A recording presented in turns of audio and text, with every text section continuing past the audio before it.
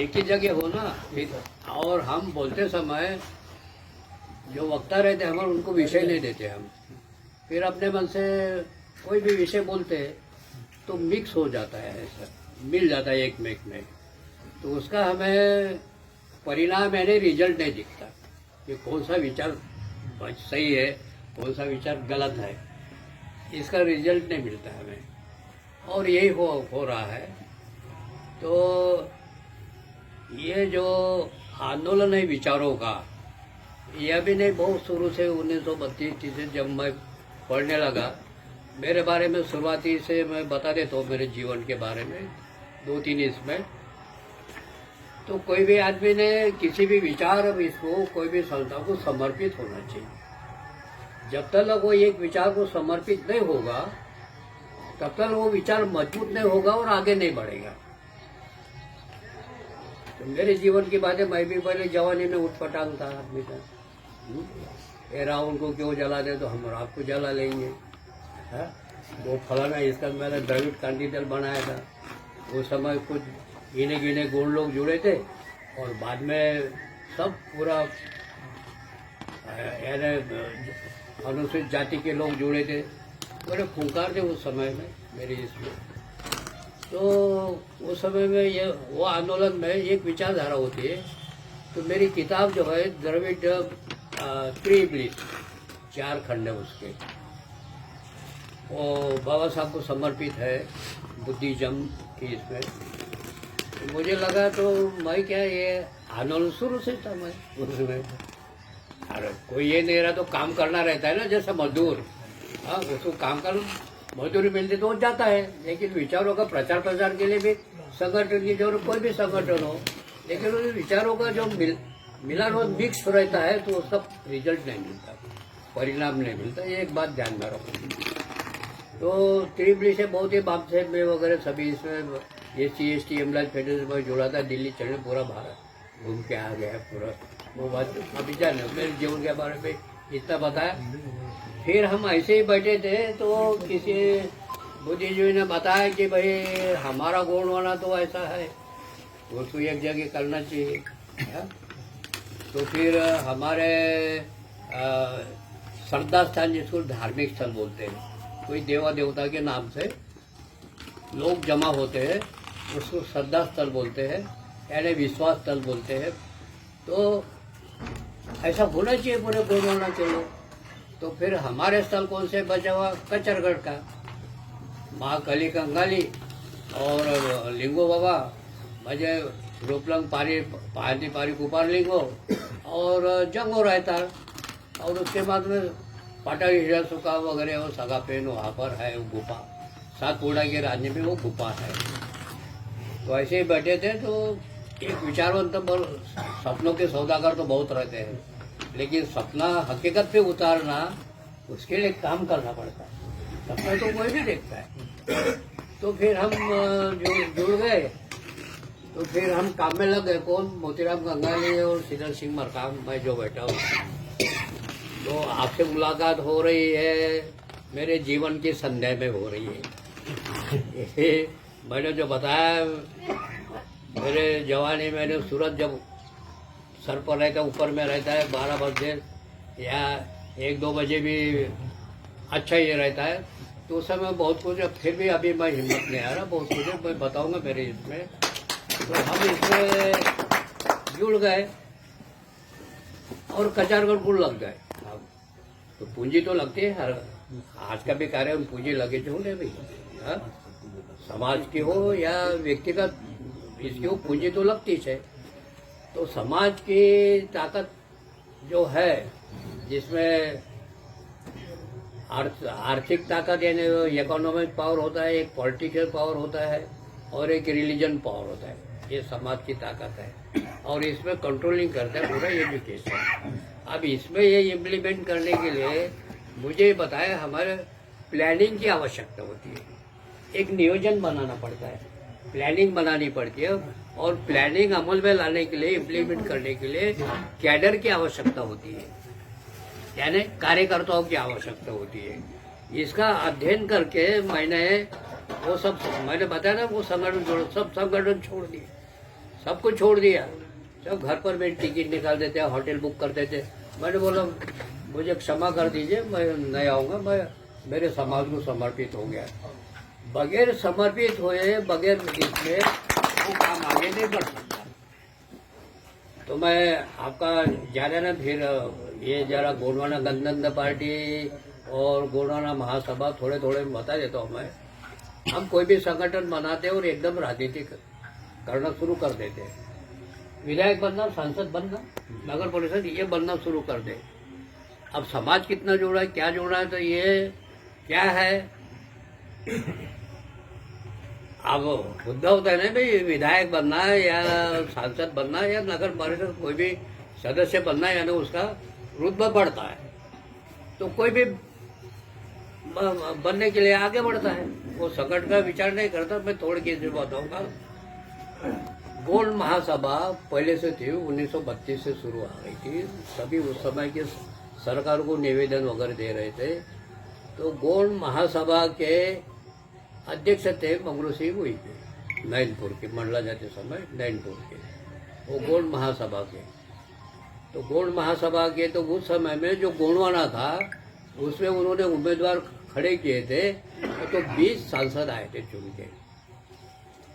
और बाबा साहब आम्बेडकर ने बम्बई प्रांत से शेड्यूल कास्ट ट्राइब से जो उम्मीदवार खड़े किए थे, उनके 21 सांसद आए थे। तो नेहरू के मंत्रिमंडल में मंगरू सिंह हुई के राज्य मंत्री बने थे। कौन सा उनको ही मिला था मालूम, उनके गैजेट में होगा, आप देख लेना। ये जानकारी मैं जो बता रहा हूँ सही है गलत है, ये देख लेना। तो कितने थे? 20 सांसद। इसका मतलब ये हुआ कि गोंड महासभा उस समय में कार्यरत थी और बहुत अधिक संख्या में, नंबर 1 पर संख्या में गोंडवाना समाज था। और दूसरा समाज जो अल्पसंख्यक होगा वो गोंडवाना से जुड़ा हुआ था, इसलिए उनका मिलाप। और गोंडवाना एक जगह था, उसके मिलाप से ये 20 सांसद आए थे। उसमें राजा लाल श्याम भी होगा। अब वो कहानी मैं बताऊंगा कैसा कैसे। इसका अध्ययन किसने किया? कांग्रेस ने किया, समाज ने नहीं किया, गोंड महासभा ने नहीं किया, कांग्रेस ने किया। अरे गोंडवाना की गोंड महासभा के 20 सांसद आ गए तो आने वाले 57 में तो हम प्राइम मिनिस्टर बन जाएंगे, हमको चैलेंज करेगा। 20 के 50 हो जाएंगे। तो फिर उसने गोंडवाना को तोड़ दिया। तो कैसे तोड़ा? मध्य गोंडवाना की राजधानी नागपुर थी। आपको इतिहास जान लेना। मध्य गोंडवाना की राजधानी नागपुर थी और उसका पहला मुख्यमंत्री रविशंकर शुक्ला था और दूसरा फिर मंडलोई कुछ था। तो उस समय में ये हादसा हुआ गोंड महासभा का। 20 सांसद यानी मामूल नहीं होते। उसके मदद के बगैर नेहरू के भी लगा ना। अब नेहरू के उस समय में कांग्रेस तो सभी तरफ थी, कांग्रेस तो बहुमत में थी, फिर भी इसकी जरूरत क्या पड़ी? इसको राज्य मंत्री बनाना पड़ा। 20 सांसद कांग्रेस को मदद करे। अगर मदद करे यानी कुछ कार्यकर्ता तो जाएंगे ना भाई। कोई अभी आज के वातावरण इसका अध्ययन आप कर लेना, मैं नहीं बताऊंगा। तो ये अध्ययन किया और वो गोंडवाना को तोड़ने में आया। नागपुर की मध्य गोंडवाना की राजधानी भोपाल ले गया रविशंकर शुक्ला और वहाँ मध्य प्रदेश कर डाला। मध्य गोंडवाना क्या किया? मध्य प्रदेश कर डाला और वहाँ गए। वहाँ लेके गए। नागपुर जो विदर्भ था पूरा वो महाराष्ट्र को मिला गया। तो आजादी में तो हमने भी योगदान दिया होगा ना, हमने भी बलिदान दिया होगा, उसका अध्ययन आप कर लेना। तो उसमें भाषावार प्रांत रचना, भाषा के आधार पर जो प्रांतों की रचना हुई, मैंने गिना होगा, आप भी पंजाब वगैरह आप जानकारी उठा लेना। तो हमारा जो बोली भाषिक प्रांत था और मूल गोंडवाना था। तो फिर वो सरकार ने, कांग्रेस सरकार हो या अभी की सरकार हो, कायम क्यों नहीं रखा? रखना चाहिए था ना भाई। अब हमारा इतना संगठन है, इसके संबंध में हम कौन सी मांग उठा रहे हैं? आपस में है तो हम चर्चा करते कि ऐसा हो जाएगा वैसा हो, ऐसा नहीं होता। आपको उसका अध्ययन करना पड़ेगा और ये करना पड़ेगा। तो भाषावर प्रांत रचना जब हुई तो हमने कोई मांग नहीं उठाई, हमारे नेताओं ने कोई मांग नहीं उठाई। पहले से लेके आज तक जो हमारे नेता हुए हैं वो कोई मांग नहीं, ऐसे समाज जमा होता है और भाषणबाजी होती है और अपने अपने घर चले जाते हैं। ये कुछ उद्देश्य से वो समाज जमा नहीं होता और न आगे बढ़ता है, तो फिर लड़ाई ऐसी नहीं होती। जैसे आज के सभा में जो भी 50 लोग होंगे, 100 लोग होंगे, कुछ गोंडवाना गणतंत्र पार्टी के हैं और कुछ गोंडवाना महासभा के हैं। तो गोंड महासभा के जो सांसद आए थे तो कचारगढ़ में हमने बैठक ली। कंगाली साहब थे, मैं था, दादा हीर सिंह मरकाम के बारे में ज़्यादा नहीं बताऊंगा कि थोड़ी सी इसमें बता देता हूँ कि वो बीजेपी में थे, पहले बीजेपी के विधायक थे। तो सुनील सिंह तारब ने बोला कि भाई दादा हीरा सिंह मरकाम वो बीजेपी के विधायक है तो उनको अपन लाए क्या गोंडवाना अपने आंदोलन में। मैंने बोला समाज का घटक है, समाज का ले आओ।